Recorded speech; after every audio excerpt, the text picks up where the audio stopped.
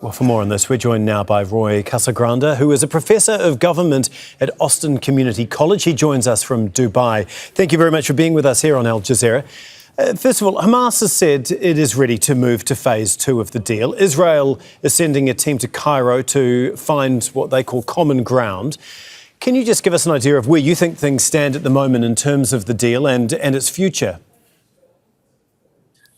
Yeah, that's a really tricky question because we really don't know, right? Netanyahu suggested that we should have a phase 1 extended and instead of moving on to phase 2.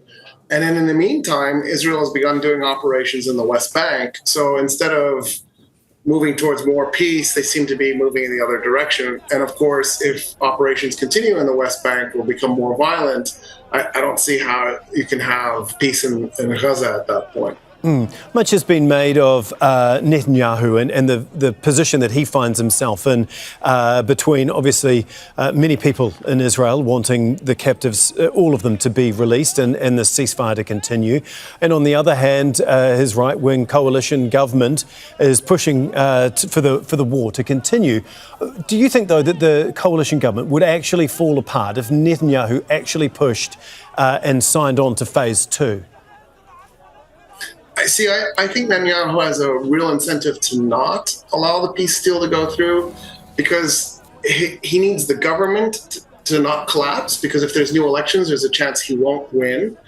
And I think there's a high probability the government will collapse if the war ends, right? So in that case, I think he would be facing all sorts of legal challenges and possibly jail sentence. So it's actually probably in his best interest to keep the war going.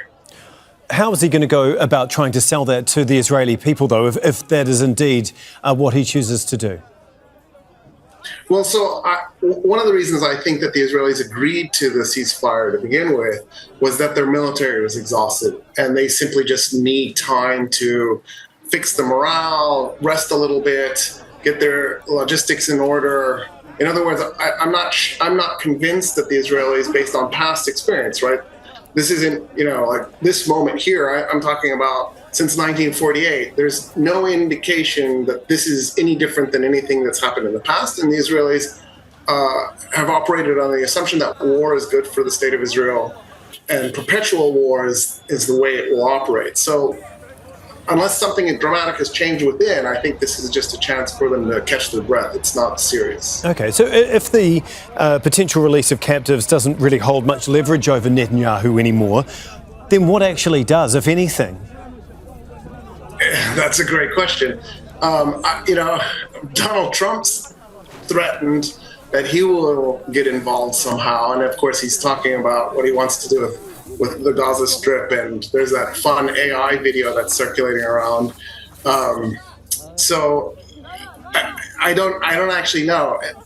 Nobody holds Israel accountable globally, right? Like the Federal Republic of Germany is its whole raison d'etre is that the state of Israel must exist, and so it won't ever hold Israel accountable for anything. The UK, United States fend for Israel, and the United States is regularly vetoing Security Council resolutions. I don't think there's anything that the Israelis have that scares them other than that their military isn't designed for a long war. It's meant to be short. And then there's the possibility that their economy can't sustain a long war. Other than that, I don't think there's anything that scares them. OK, fascinating to get your thoughts. We really do appreciate it. That is Roy Casagrande for us out of Dubai. Thank you so much. Make sure to subscribe to our channel to get the latest news from Al Jazeera.